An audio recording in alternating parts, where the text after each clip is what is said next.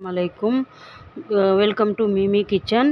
இப்போ பார்த்தீங்கன்னா மட்டன்னு முருங்கைக்காய் வச்சு ஒரு குழம்பு பண்ண போகிறேன்.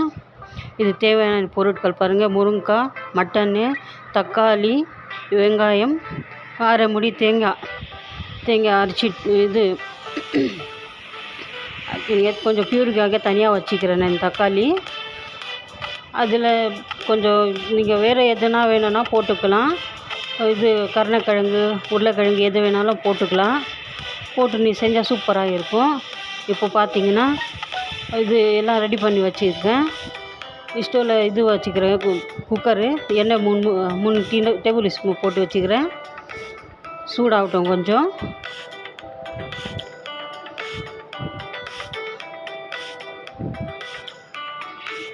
வெங்காயம் போடுங்க, கொஞ்சம் வதக்குங்க. இந்த வெங்காயம் இது இஞ்சி பூண்டு பேஸ்ட்டு 1 ஸ்பூன் போடுங்க, டேபிள் ஸ்பூன். கொஞ்சம் நல்லா வதக்குங்க. அது தக்காளி போடுங்க, கொஞ்சம் உப்பு 1/2 டீஸ்பூன் போடுங்க. மிளகாத்தூள் போடுங்க. ஒரு 2 நிமிஷம் வதங்கட்டும். போடுங்க. மட்டன் போடுங்க. இப்போது கொஞ்சம் வதக்குங்க, 2 நிமிஷம் வதங்கட்டும்.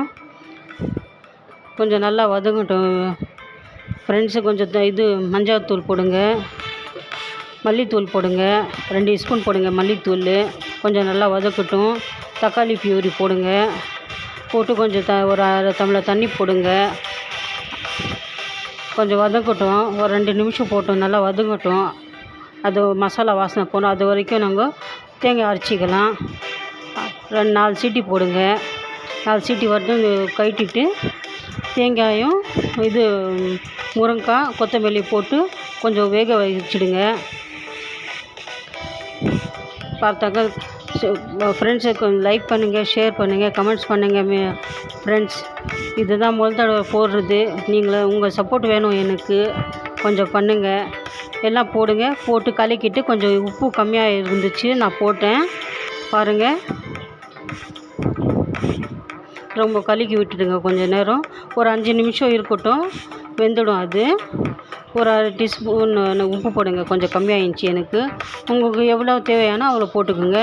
ஷேர் பண்ணுங்கள், லைக் பண்ணுங்கள், சப்போர்ட் பண்ணுங்கள். தேங்க்யூ.